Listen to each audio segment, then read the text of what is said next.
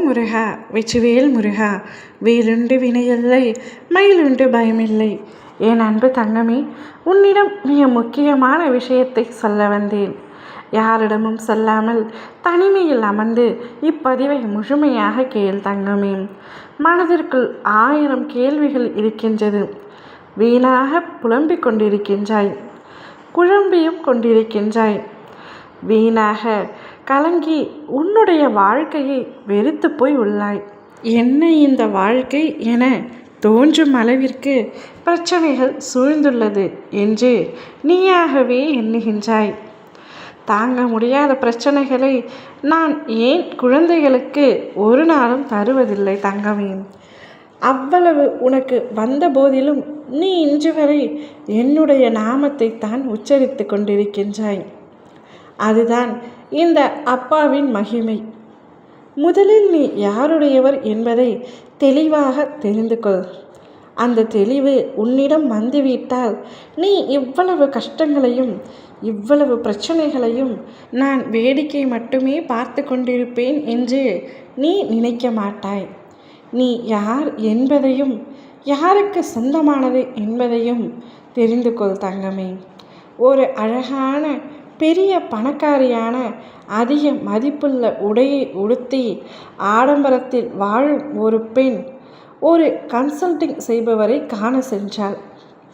அவரிடம் என் வாழ்வு ஒரே சூனியமாக இருக்கின்றது, எவ்வளவு இருந்தும் வெற்றிடமாக உணர்கின்றேன், அர்த்தமில்லாமல் இலக்கு இல்லாமல் வாழ்க்கை இருக்கின்றது, என்னிடம் எல்லாமே இருக்கின்றது, இல்லாதது நிம்மதி சந்தோஷம் மட்டுமே, என் சந்தோஷத்திற்கு வழி சொல்லுங்கள் என்றாள்.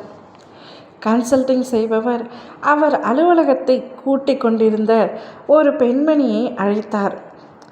அவர் அந்த பணக்கார பெண்ணிடம், நான் இப்பொழுது பணிப்பெண்ணிடம் எப்படி மகிழ்ச்சியை வரவழைப்பது என்று சொல்கின்றேன், நீங்கள் குறுக்கே எதுவும் பேசாமல் இருங்கள் என்றார். பணிப்பெண்ணோ துடைப்பதை கீழே போட்டுவிட்டு ஒரு நாற்காலியில் அமர்ந்து சொல்ல தொடங்கினாள். நான் எவ்வளவு சந்தோஷமாக இருக்கிறேன் என்று என் கணவர் பற்றி என்று முழுமையாக அவள் மகிழ்ச்சியை பகிர்ந்து கொண்டாள்.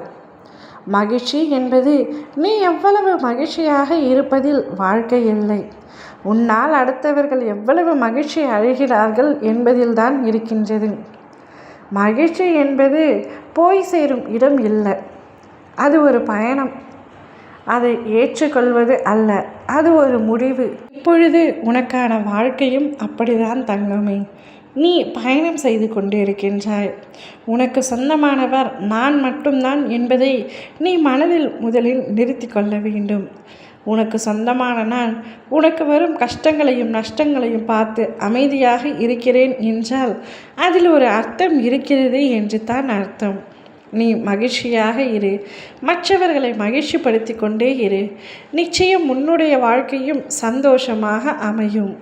மகிழ்ச்சி என்பது பிறரில் தேடாதே, பிறரை சந்தோஷப்படுத்துவதிலும் உன்னிலும் தேடிக்கொண்டிரு, நிச்சயம் உன்னுடைய வாழ்க்கை நன்றாக அமையும். ஓம் முருகா வெற்றிவேல் முருகா.